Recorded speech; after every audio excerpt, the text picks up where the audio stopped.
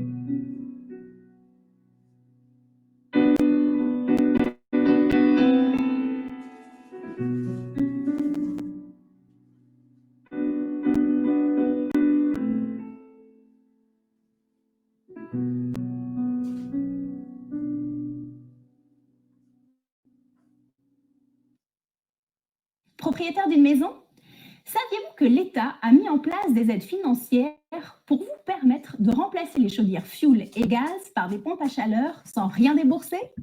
En effet, vous pouvez... Comme dirait l'autre, on s'en bat les couilles, on s'en bat les couilles, on s'en bat les couilles. Ah, ah, ah. Voilà, donc c'était donc cette petite Focono. Tu peux me mettre par écrit le nom du navire d'assurance. Ah oui, par écrit. Excuse-moi, Focono. Donc je te le mets là dans le chat privé à l'écrit. Donc c'est Elisa Lee, clac clac, c'est fait. Et pour information, c'est un champ à Viré au Cabestan. Ça fait partie des différents champs de travail qu'on exécutait à bord. Et donc, parmi ces champs de travail, il y a les champs à hisser, il y a les champs à virer au cabestan, il y a les champs à virer au guindeau, et il y a ce qu'on appelle les champs du gaillard d'avant, qui ne sont pas des champs de travail, mais sont plutôt des champs, des complaints, des ballades que chantaient les marins lorsqu'ils se trouvaient à l'avant du bateau, c'est-à-dire pont avant du bateau, le gaillard d'avant. Gaillard d'avant, c'est le pont qui est à l'avant du bateau, parce que c'était l'endroit où les marins pouvaient prendre un peu de repos, de loisirs, discuter entre eux. Et comme c'était un pont où il y avait quand même un petit peu de place pour circuler, eh bien, sur le gaillard d'avant, au son de certaines de ces chansons, les marins dansaient. Et donc, alors, ils étaient très peu, hein, parce que ça dépendait des bateaux, hein. Si le gaillard d'avant était petit, qu'il n'y avait pas beaucoup de place, eh ben, ils faisaient une ronde à 3, 4 ou 5 hommes. Et puis, ils dansaient ce qu'on appelle le rond à 3 pas. Voilà, c'est-à-dire que, ben voilà, ils forment une ronde, ils font 3 pas à gauche, 3 pas à droite, et c'est ce qu'on appelle le rond à 3 pas, qu'ils dansaient donc au son de ces chants qui étaient entonnés particulièrement à l'avant de bateau, et qui n'étaient non pas des chants de travail, mais des complaintes et des ballades, bien souvent des complaintes sentimentales qu'ils chantent en souvenir de leur fiancé qu'ils avaient laissé à terre. Et justement, en parlant de fiancés qu'ils allaient laisser à terre, voici à présent un autre titre qui est chanté par Johnny Collins, et il s'agit de Leave Her Johnny, c'est-à-dire Johnny, laisse-la, sous-entendu, quitte ta fiancée à présent, c'est le moment d'embarquer matelot. Work was hard and the wages low. Leave her, Johnny, leave her.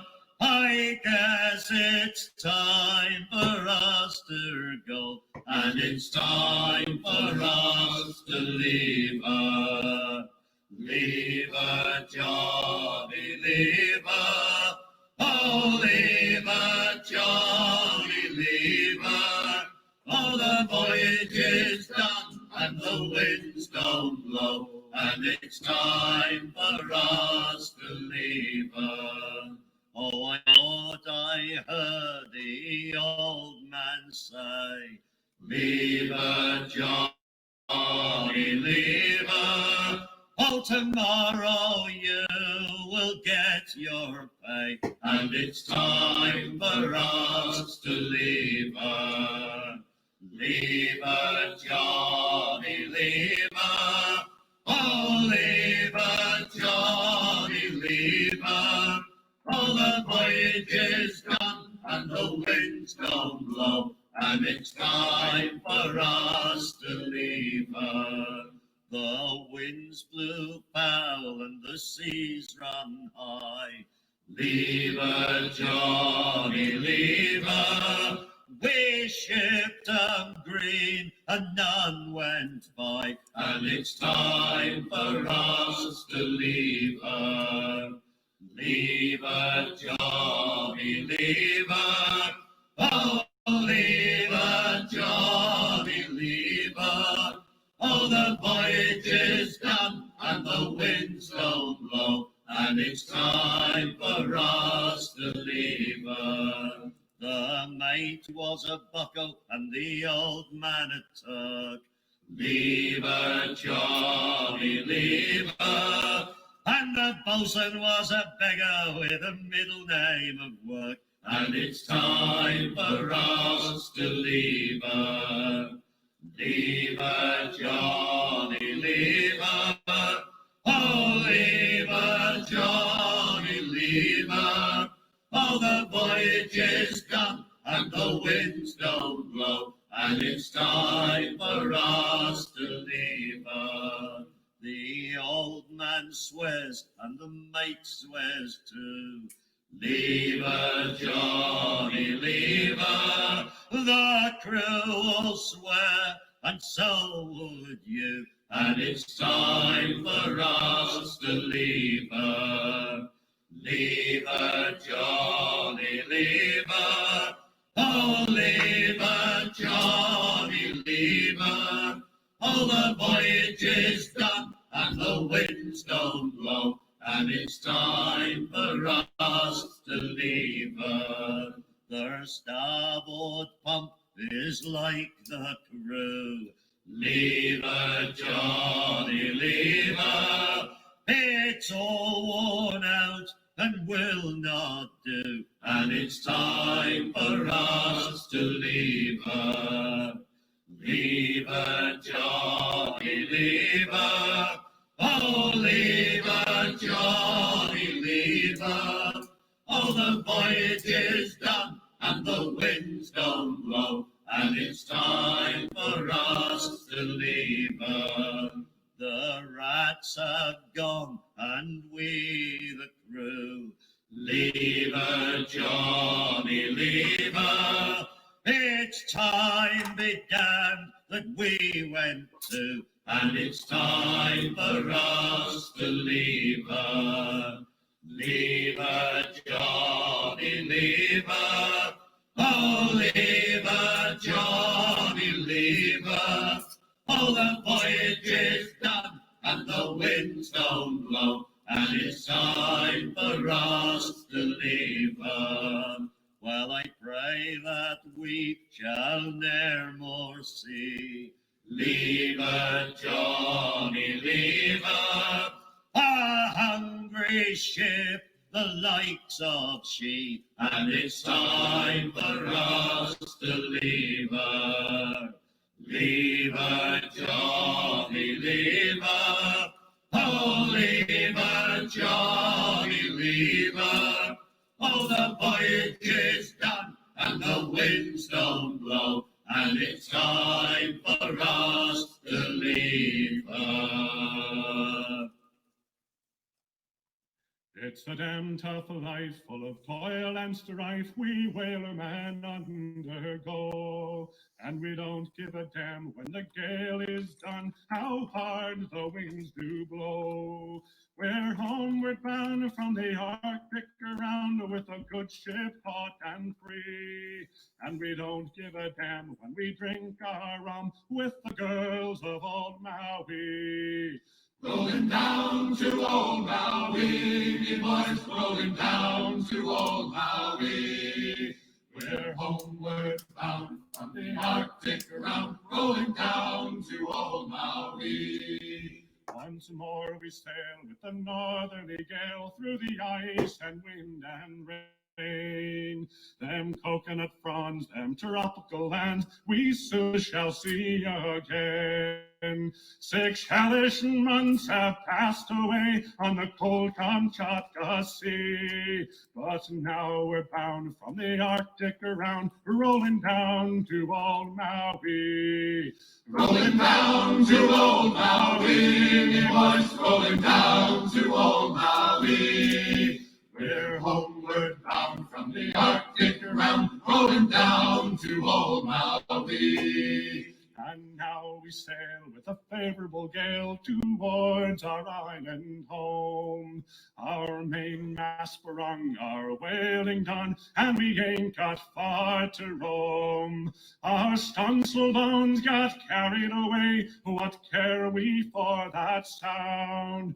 A living gale is after us, thank God we're homeward bound. Rolling down to old Maui, me boys, rolling down to old Maui. We're homeward bound from the Arctic around, rolling down to old Maui. Rolling down to old Maui, me boys, rolling down to old Maui. We're homeward bound from the Arctic around, rolling down to old Maui. Now we are ready to hail our horn. Way, hey, roll and go. Our boots and our clothes, boys, are all in the pond to be rollicking randy dandy. Heave a boat and heave away. Way, hey, roll and go. The anchor's on board and the cable's all stored to be rollicking randy dandy. Man the stout capstan and heave with a will. Way, hey, roll and go. But soon we'll be driving her way up the hill to be rollicking randy dandy. Heave a boat and heave away. Way, hey, roll and go. The anchor's on board and the key rollicking randy dandy. Heave away, bullies, you parish rig bums. Way, hey, roll and go. Take your hands from your pockets and don't suck your thumbs to be rollicking randy dandy. Heave a boat and heave away. Way, hey, roll and go. The anchor's on board and the cable's all stored to be rollicking randy dandy. We're outward bound for Fanny Po Bay. Way, hey, roll and go. Get cracking, me lads, it's a hell of a way to be rollicking randy dandy. Heave a boat and heave away. Way, hey, roll and go. The anchor's on board and the cable's all stored to be rollicking randy dandy. Heave a boat and heave away. Way, hey, roll and go. The anchor's on board and the cables are stored to be rollicking randy.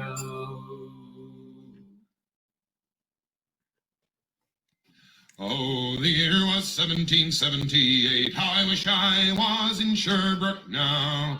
A letter of marque came from the king to the scummiest vessel I've ever seen. God damn them all. Was told we'd cruise the seas for American gold. We'd fire no guns, shed no tears. Now I'm a broken man on a Halifax pier, the last of Barrett's privateers. Oh, well, Sid Barrett cried the town. How I wish I was in Sherbrooke. Brave men, all fishermen who would make for him the Antelope's crew. God damn them all. I was told we'd cruise the seas for in gold. We'd fire no guns, shed no tears. Now I'm a broken man on a Halifax pier, the last of Barrett's privateers. The Antelope sloop was a sickening sight. How I wish I was in Sherbrooke now. She'd a list to the port and her sails in rags, and in the scuppers with the staggers and jags. God damn them all. I was told we'd cruise the seas for American gold. We'd fire no guns, shed no tears. Now I'm a broken man on a Halifax pier, the last of Barrett's privateers. On the King's birthday we put to sea. How I wish I was in Sherbrooke now.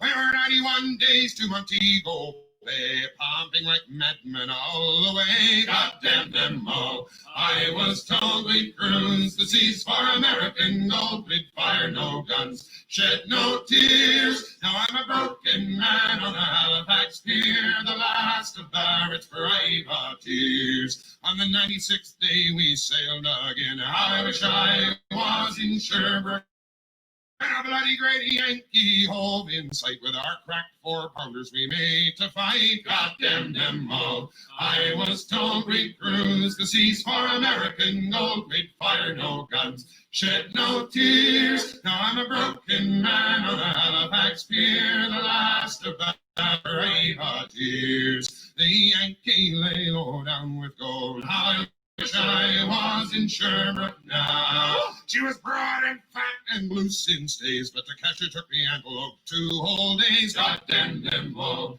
I was told we'd cruise the seas for American gold. We'd fire no guns, shed no tears. Now I'm a broken man on a Halifax pier, the last of Barrett's privateers. And at length we stood 2 cables away. How I wish I was in Sherbrooke now. Our cracked 4-pounders made an awful din, but with 1 fat ball the Yanks stove us in. Goddamn them all. I was told we'd cruise the seas for American gold. We'd fire no guns, shed no tears. Now I'm a broken man on a Halifax pier, the last of Barrett's privateers. The antelope shook and pitched on her side. How I wish I was in Sherbrooke now. Barrett was smashed like a bowl of eggs, and the main truck carried off both men legs. Goddamn them all. I was told we'd cruise the seas for American gold. We'd fire no guns, shed no tears. Now I'm a broken man on a Halifax pier, the last of Barrett's privateers. So here I lay in the 23rd year. How I wish I was in Sherbrooke now. It's been 6 years since we sailed away, and I just made Halifax yesterday. Goddamn them all. I was told we'd cruise the seas for American gold. We'd fire no guns, shed no tears. Now I'm a broken man on a Halifax pier, the last of Barrett's privateers.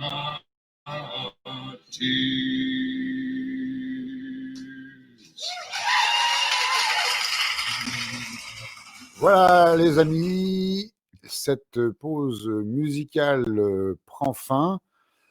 Vous avez entendu successivement cette série de 5 chansons de marins. La première, Eliza Lee.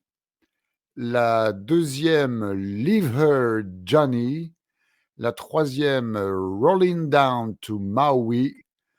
Ensuite, Randy Dandy Ho. Et enfin, Barrett's Privateers.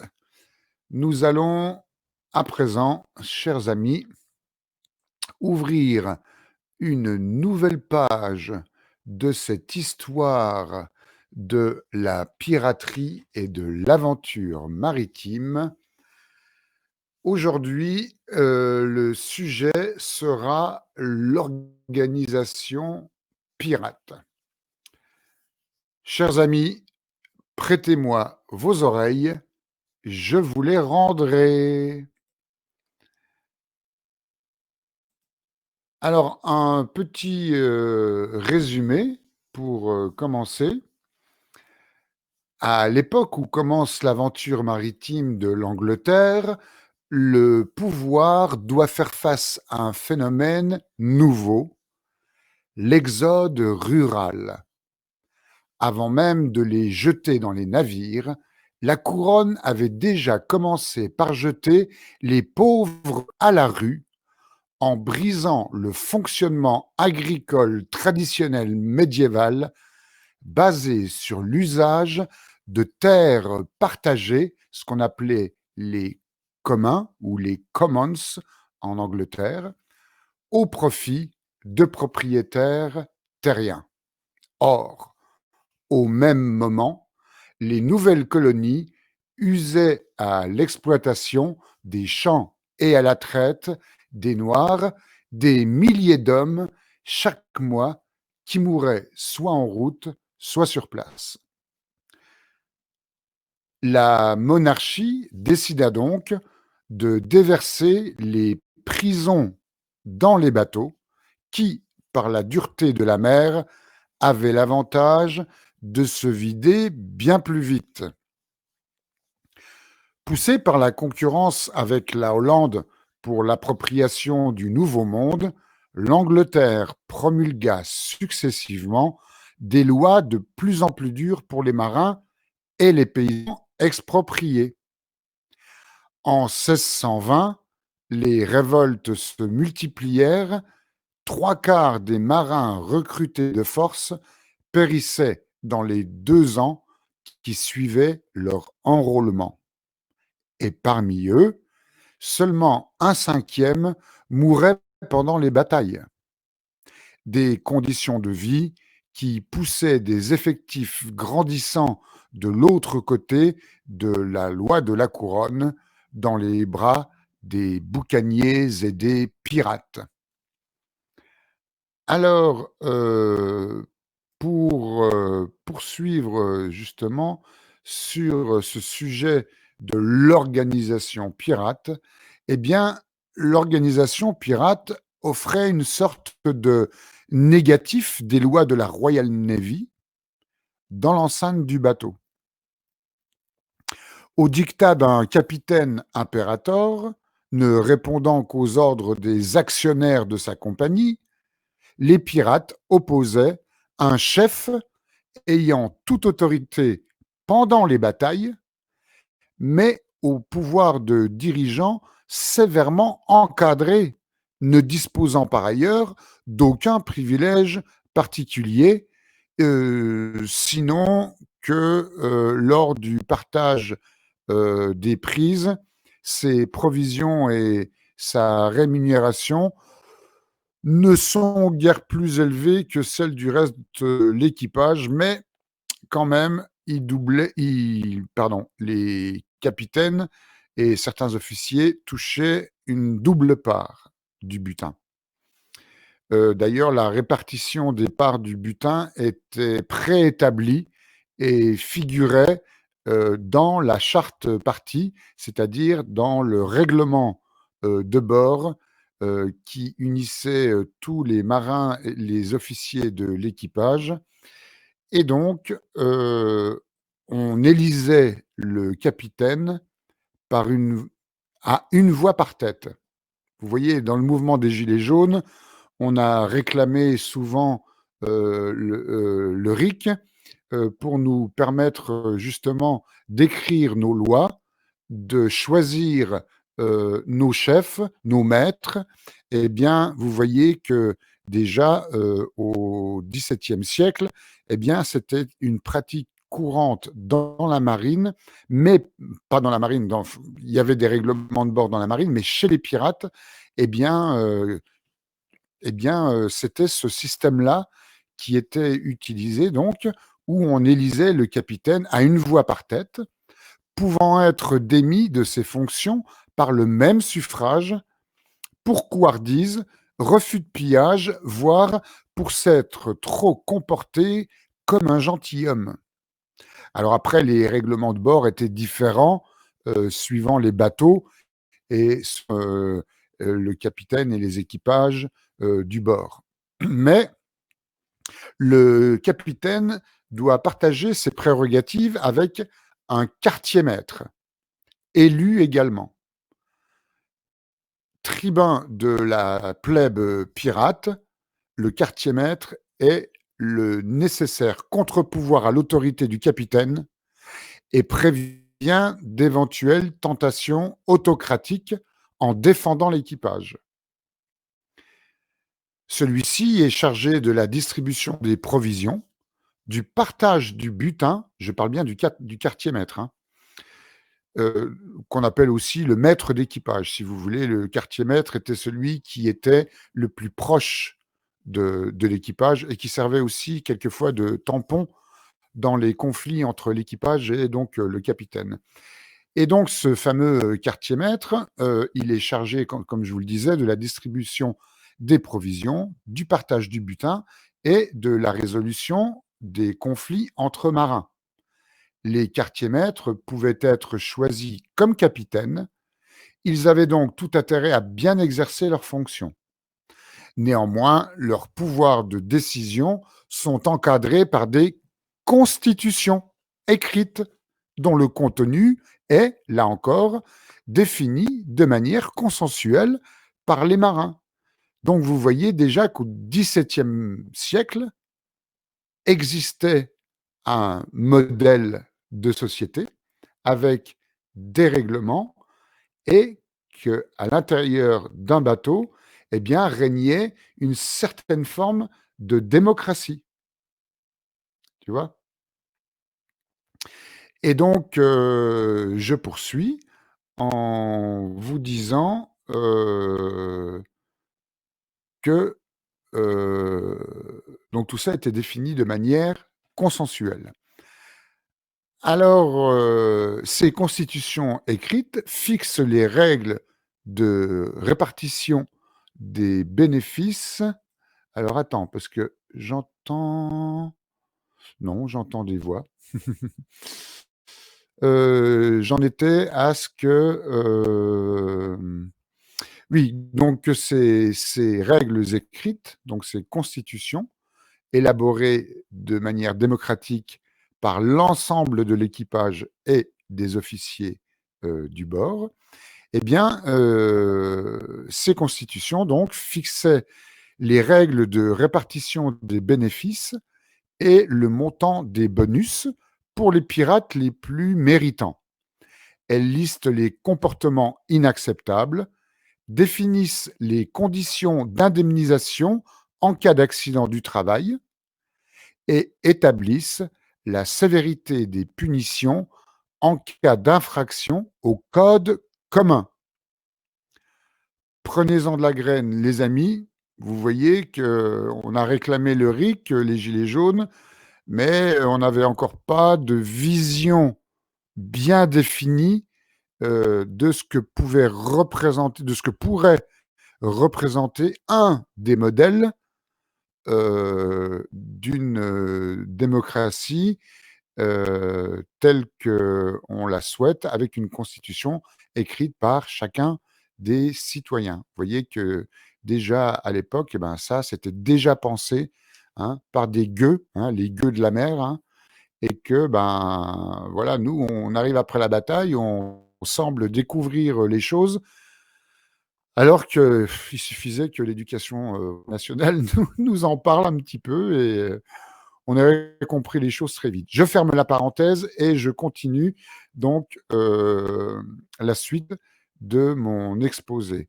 Et donc, je vous parlais des règles et du code commun. Donc, les marins circulaient entre les bateaux pirates, non, pardon, les marins circulant entre les bateaux pirates, tous ont adopté le même genre de constitution afin de limiter le pouvoir discrétionnaire du quartier-maître.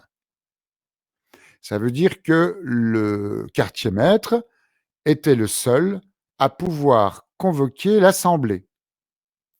Dans cette assemblée, chaque homme avait le droit à la parole et chaque membre de l'équipage, hormis les mousses et les marins pas encore totalement intégrés, avait une voix dans le vote, tout comme le capitaine.